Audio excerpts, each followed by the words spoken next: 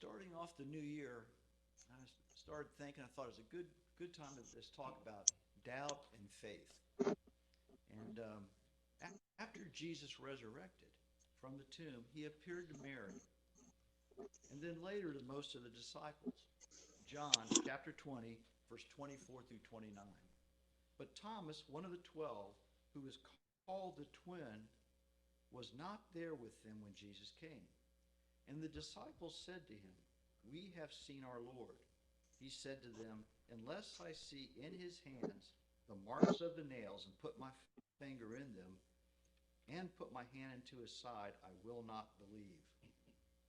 8 days later, the disciples were again indoors, and Thomas was with them. Jesus came when the doors were locked and stood in the midst and said to them, "Peace be with you." Then he said to Thomas, "Put your finger here and see my hands, and reach out your hand and put it into my side, and be not faithless, but believing." Thomas answered, saying to him, "O my Lord and my God." Jesus said to him, "Now you believe because you have seen me. Blessed are those who have not seen me and have believed." So ends the reading. While Thomas is most known for his doubts, doubting Thomas, he was also very loyal to Jesus. Upon learning of the death of Lazarus, Jesus told the disciples that he was going back to Judea. The disciples were astonished. The disciples said to him, "Rabbi, the Judeans sought to stone you, and you are going there again?" When Jesus made it clear he was returning, Thomas said to his fellow disciples, "Let us also go so we may die with him." When in the presence of Jesus, Thomas had no doubts. He had seen and witnessed Jesus' teaching and healing. But when he was told of the resurrection by the other disciples, he could not believe. It is human nature to discount or dismiss what we have not seen with our own eyes, or what we have not personally experienced. After Thomas touched his wounds, he believed. How many of us are like Thomas? We have had experiences that make us believe in a higher power. And then during trying times, we sometimes begin to doubt the foundation of our own beliefs. We doubt the things we've actually experienced. We may begin to doubt that natural laws work in our lives, just as Thomas doubted Jesus' ability to resurrect after he had seen all the things he had done. We all struggle with doubt. Watching the annex on Capitol Hill, we wonder sometimes if our political system still works. We see the test results of our schools and have to question the education system. We see the economic situation in our country and the world, and we have doubts. What happens when we doubt? We can become distrustful. We are uncertain. We lose energy and drive. We lose our confidence. A quote from Shakespeare: "Our doubts are traitors, and make us lose the good we oft might win by fearing to try." As metaphysicians, we believe thoughts are things and thoughts create. The natural law of attraction states that what we think about, we will attract. Positive thoughts attract positive energies. Negative thoughts attract negative situations. When we doubt, we attract what we are feeling and thinking about. When we have faith, conviction, and confidence in our ability, natural law dictates that we will attract what is needed to accomplish our goals.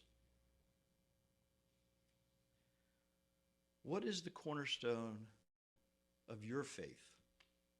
What do you really believe in?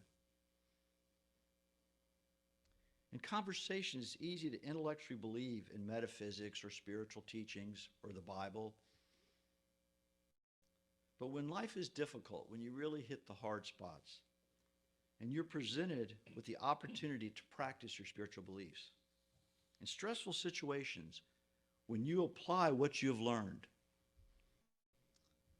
If you expect and experience positive results, you learn your ability to create. You build that foundation of faith. But you have to practice it. It's just like anything else you do. It takes time to refine our talents. Just like working out at the gym or writing a novel, it takes time and practice. We are spiritual beings in a physical world. The demands of the physical world, our jobs, families, friends, and responsibilities can test that faith every day. Every day we can doubt. You look at some things and go, I'm just never going to get all this done. Your faith, what you believe in, is like the proverbial rock foundation you build a house on, not the proverbial sand that washes away. And this is your spiritual faith that you're building every day. Metaphysics stresses personal responsibility and free will. Every person, through trial and error, develops their own understanding of natural laws. All of us are a little bit different. And even though the law says this, each of us will experience it in a different way. That's why all the parables in the Bible, they're written so that it doesn't just say black and white what you're going to do. It says, here's a principle. Then you have to learn how it applies in your life. We experience a connection to the divine on many levels, in dreams, intuitions, unexplained coincidences. We experience some mysterious force or connection, some communication. You know that experience is real. When you get it, you know it's real. You may not know what it is, but you know it's there.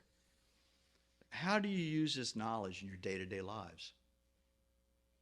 Much like Thomas, when things get tough and we don't feel that connection, we can start doubting our faith, start doubting what we know to be true. There's cynics who doubt just about everything and everyone. And there are those we may call gullible who believe everything and everyone. Cynicism on one hand and gullibility on the other can be viewed as two extremes of the way people trust. Khalil Gibran said, "Doubt is a pain too lonely to know that faith is his twin brother." He's expressing the law of polarity. Everything has an opposite. Everything goes back and forth. Doubt and faith are more or less the same energy with different amounts of energy, the same thought. It's just which way do you go on it? Everything has an opposite pole. The law of rhythm dictates that we will always naturally swing from one extreme to the other. When you're feeling yourself going to the doubt, that's when you use your spiritual knowledge. That's when you remember what you've experienced.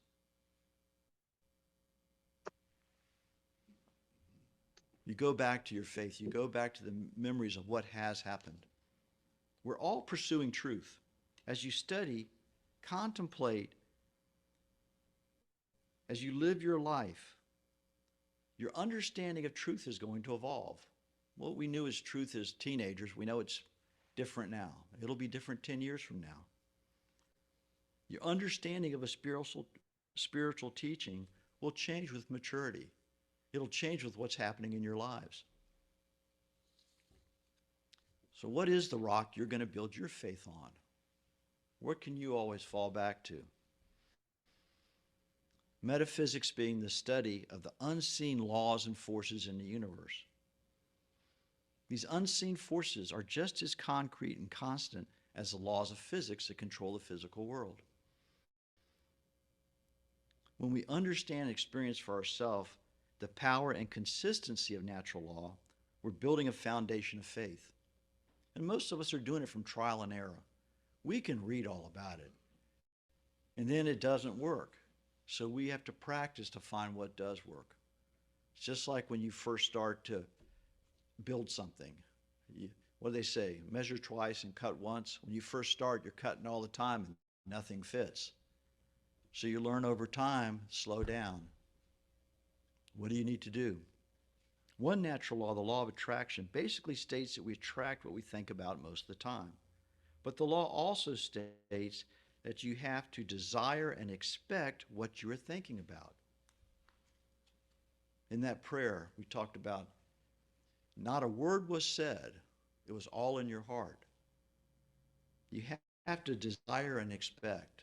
It's not just a mental thing. If you want a personal connection to God energy, you think about it, you desire it, and you expect it.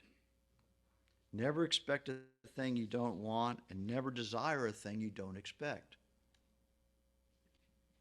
A good example of utilizing the law of attraction. We had a couple that came here for a long time, and they ushered a lot, and they always came in. They were saying, we're going to move to Arizona. And their mother had moved out there, and they were going to move to Arizona. And they both had jobs here, and they had kids all over the place. And they said, we don't know when, but it's going to happen. It's going to happen. And they would go looking out there for houses, and they would look for jobs, and they would do. And then one week they came in and just said, you know what? It's all falling into place. And all of a sudden, like in a 2-week period, boom, they were gone. But they were ready. They had planned on it. They kind of knew what area they wanted to live in. They found jobs at the same time. You know, they knew that it was going to happen. They believed in the law, and they just kept putting their efforts into it. So it wasn't like just a dream. They did their part. You know, if you do your part, the universe will do its part. But we have to do our part. You know.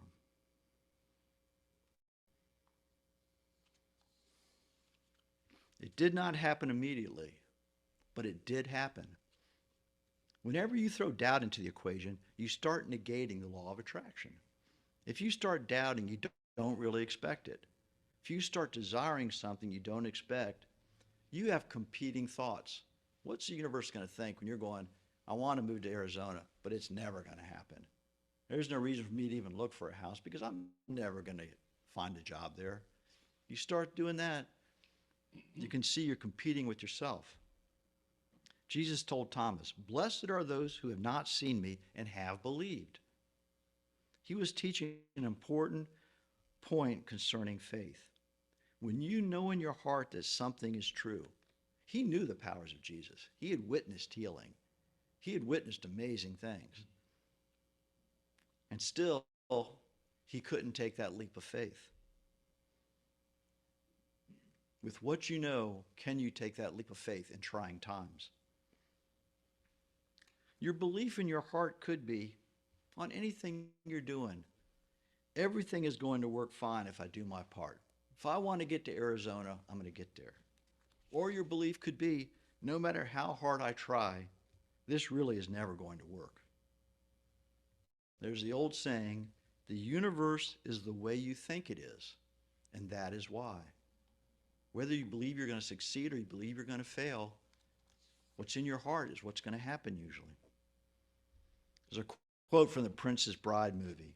I love this. One guy says, we'll never survive. The reply, nonsense. You're only saying that because no one ever has. Oh. The scripture today concerns what effect doubt and faith have in your life. What happens when you need to cook a special meal or fix a broken faucet? You're sitting at home, it seems overwhelming. We've all done this. We've all been successful cooking a meal or fixing something. At the same time, we've all gone back and forth to Home Depot 10 times. We get there and, oh, I don't have this ingredient. So if you start off in the morning like, this is never going to happen, I don't feel like going, you end up not getting to Home Depot till 11:30. Versus, Friday night, you start planning out, you get your list of stuff, and at 7:30 in the morning, you're the first one at Home Depot. It's just an attitude. It's an attitude. Faith in yourself. Faith, you'll figure it out.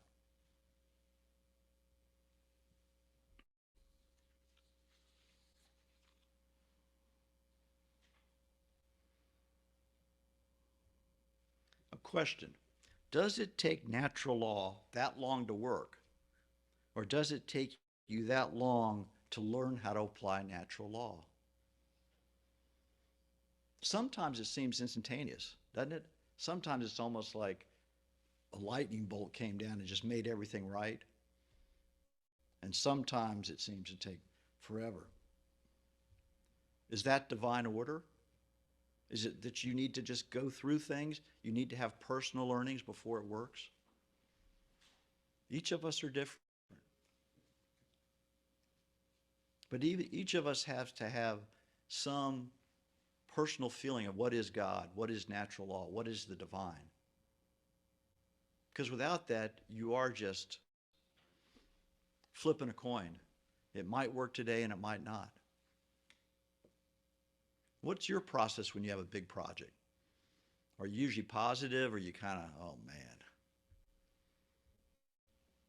Do you find yourself procrastinating?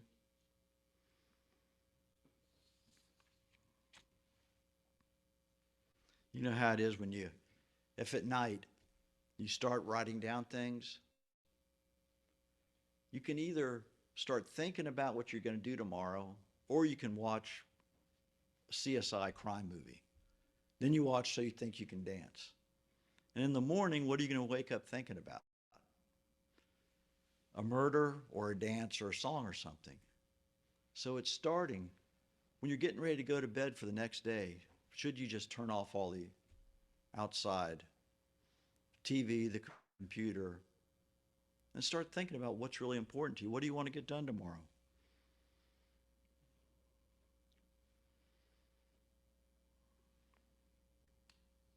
Doubt affects our ability to complete our daily task. It's planning, it's preparation. When does doubt have the most damaging repercussions? When you doubt yourself. When you look in the mirror and you're not sure what to expect. It all starts with our individual view of ourselves, our confidence. We've always heard the thing, you cannot love someone unless you love yourself. It's so true. That feeling of love, that feeling of attraction.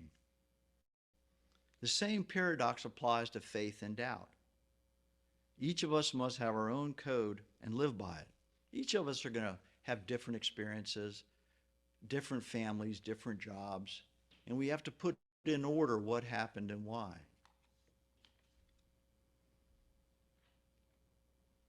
And as you look at things in your life and you use natural law and you put forth your effort and you can see that you really can direct your destiny, that's when that faith grows. That's when your power grows. But it starts with you doing it. I mean, no matter how much I study, no matter how much I tried, if I tried to go build a house right now, it would not look good. It takes time. It takes effort. One thing at a time. The one constant you have control over is your relationship with yourself. That's where it all starts. You are the center of your universe. Your confidence in yourself and your love for yourself are intangibles that you have 100% control over. It is so important what you see when you look in the mirror. I like to start some meditations when I'll say, take a breath and just say your full name. Say your full name out loud. What does it feel like? What does your name feel like to you? You learn how the natural laws work by applying them in your life. You can read and study and know intellectually the do's and don'ts. But until you put the theory into practice, it's only theory. Natural laws apply to everything in our lives. This includes our own self-worth, our belief in our dreams, our belief in our own power to create. Whether you believe you can or believe you can't, you are right. Universal energy is available to everyone in the same infinite quantity. It's just like the air we breathe. Everyone has the same air. This universal energy is out there. God energy. How do we access the energy and use it? You can say you love yourself, but do you always act like you love yourself? You can say you believe in your abilities, but do you act like it?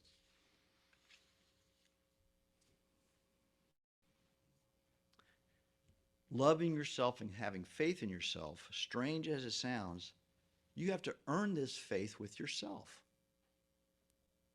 When you set personal goals or promises, do you really try your best to accomplish them? We won't hit them all, but do you try? How do we capture and use divine energy? There's a saying from ancient Egyptian mystery schools, as above, so below. They say every spiritual issue you can equate to something on the earth. And I was thinking last night, and I was saying, you think of a big river. Let's assume that big river is divine energy. And there's thousands of farmers miles and miles away from that river. And they all get together and they decide, okay, well, we'll share the water. And we'll build some dams. And then we'll start taking that energy and get it out to each different area. Then each farmer will get his piece. And once it gets to your land, you have to work it. And it's almost like that God energy is the same way. We don't just all of a sudden have that river come onto our land. It'll flood us. We have no control over it. It's the same with energy. There's so much out there. So you have to learn your own ability to tune into energy and be able to direct it to what you're using it for. We know even like the energy of anger is a different energy than the energy of love. We know when you really have to sit down and read something and concentrate, it's different than when you're playing a game with somebody. And it's all energy. But you learn through prayer, through meditation, through natural law, you learn how to utilize that energy.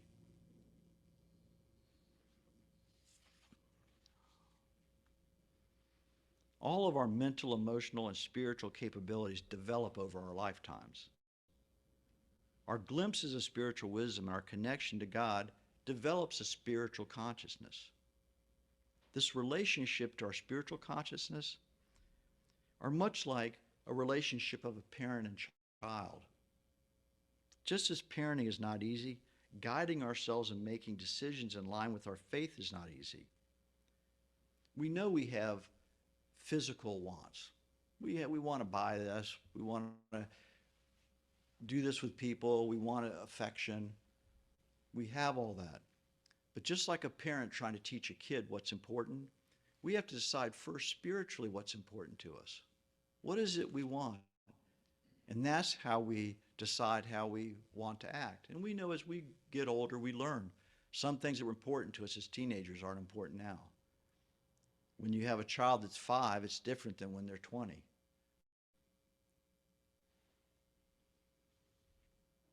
Thomas, one of the original disciples with a personal relationship with Jesus, was still subject to doubt. He knew him, he watched him work, and he was still doubting.